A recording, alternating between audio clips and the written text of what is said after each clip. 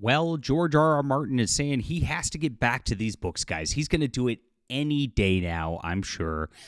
Just after he finishes up a couple other projects, looks at some other things, he is really focused on the Winds of Winter. Believe him this time. I think we're 13 years late in this process, and the myriad of excuses keeps getting wilder and wilder, and you're never going to believe what he's going to do now instead of working on this book.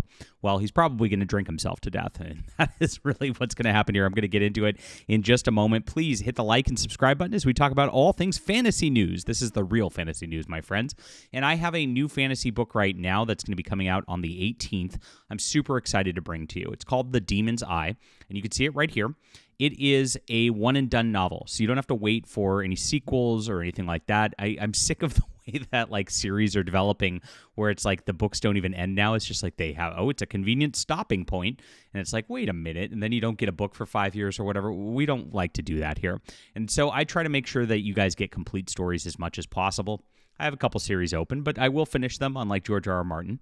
And I'm working on one right now, too. It's a full trilogy, and I'm going to get that trilogy done before putting any book out. So The Demon's Eye is great. This is classic fantasy, like sword and sorcery. It's a quick read. You're going to love this. It's got a strong male lead, great protagonist, great setup, and evil. That's actually evil. So none of that blending stuff that, nobody's good. I honestly don't like anything about George R. R. Martin's work, to be clear.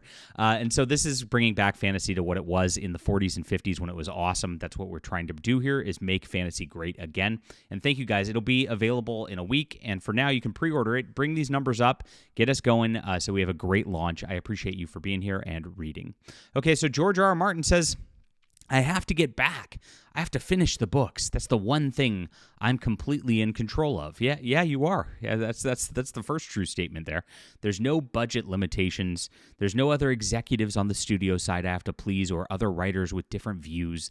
The books are what I'm going to make them, and I think I'm the one writing. The one I'm writing is coming pretty well, but I wish it would come faster. Okay, good luck with that. I don't think he's working on it whatsoever, and this is all excuses. Now, what I think is the ending of the Game of Thrones TV show was his idea for the plotline, and it flopped with fans, and he goes, uh-oh.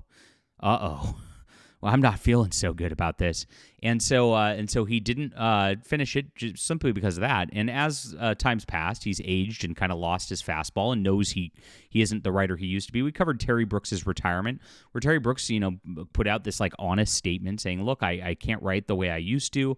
I know this. I don't want my quality to diminish for my fans, and so I'm retiring.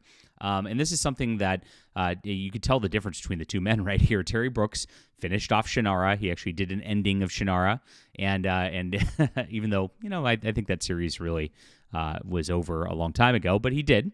And George R. R. Martin did not. And so the contrast is very, very clear between the epic fantasy writers right here, just in terms of humility and understanding and being honest with fans, and then arrogance and just being George R. R. Martin. Now, what is he doing that's not finishing this, my friends? What on earth? It's in his control, after all. What on earth could be more important than he's opening a bar? Oh, cool. Well, this is exciting. Yes, in this month's edition of What is George R. R. Martin Doing Other Than Writing the Winds of Winter, we learn that he's now opening a medieval-themed bar instead of completing a Song of Ice and Fire. So 13 years ago, as I said, we were promised the conclusion of this series that first started with A Game of Thrones. The author loves giving excuses for his works, and we have all these excuses compiled since 2024. Every time I get a new one, I'm just going to be adding to the tally here. And this is, by the time he actually does Croak, we're going to have this long list starting in 2024. It's going to be it'll probably be as long as an epic fantasy novel itself for what he's doing other than working on Winds of Winter. So 2024, he actually was saying toxicity is growing. It used to be fun talking about our favorite books and films, having spirited debates with the fans who saw things different. But it's no longer enough to say I did not like this book and here's why. People would rather talk about the stuff they hate than the stuff they love, and delight in dancing on the graves of anyone whose film has flopped. Only woke people. I only delight when woke people's films flop. But when anybody else's does, I don't delight on it. No, not at all. In September, he said that the mounting stress levels spent too much time working on the TV shows. So yes, after it was the toxic fans causing him not to write things, He was busy with TV shows, guys. The first half of my year was pretty miserable, nor did I find much solace in my work. Writing came hard, and though I did produce new pages of both The Winds of Winter and Blood and Fire, I would have liked to have turned out a lot more. But yeah, because you were not working, again. He spoke to Hollywood Reporter in December. He said he's 13 years late. Every time I say that, I'm like, how could I be 13 years late? I don't know. It happens a day at a time. And all of these excuses were not it, my friends, because he's just doing anything but working on this while he says it's in his control. It's true, it's in his control. The last time we covered this, my friends, it was a physics paper that he was busy writing. This is very important stuff, way more important than Winds of Winter and getting this out.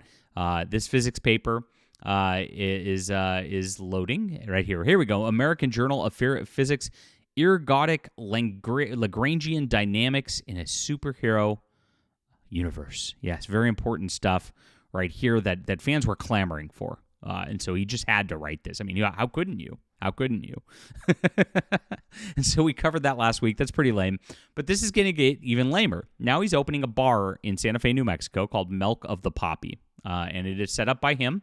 It's coming out March 21st, so he'll get this done. Don't worry, he's got a bar. It's got small bites for food. I don't know if George R. R. Martin's is really a small bites guy. He seems like a large bites kind of guy, from what I could tell. But here he is. This is his bar. Here's the Instagram page, Medieval Apothecary Bar, opening March 2025. And you could see their little hors d'oeuvres and cocktails there. I guess he's going to drink himself to death out of just like the abject fear of the fans completing this, and just drown himself in his sorrows rather than actually do his work. Seems like what's going to be done here. Now this is a 55-seat bar. It's small. It's not even like a big thing, and it's just like something I guess he just wants to do because it's more important than The Winds of Winter. That's the only conclusion you can come out with at this point. The concept is a medieval apothecary and cocktail bar mixed up. Milk of the Poppy is offering small bites as well as a reported small venue. You can rent it out, guys, if you really want to. They do private events if you're very excited about the Milk of the Poppy bar in Santa Fe. I don't know that George R. R. Martin will show up. That might come with an extra fee. But there you go. That's what he's doing instead of doing Winds of Winter. It's absolutely absurd at this point. It's literally anything. Like, I mean, he could get a phone call from me, and he'd be like, oh, let's talk for hours, John, even though I don't like you. It'll be important to do that. Instead of work on this book. Very important stuff. Maybe he'll give me a blurb for my fantasy novel. I don't know. But anything other than work on The Winds of Winter. Leave a comment down below with what you think about this, my friends. Do you think he'll get it done before his eventual passing? Please hit the like and subscribe button and grab my new fantasy novel. Pre-order it today, guys. The Demon's Eye. It's in the description below. You are going to love this. This is everything you guys have been wanting from fantasy. I'm bringing it back to the classics. It is there for you. Thank you so much. We'll be back soon.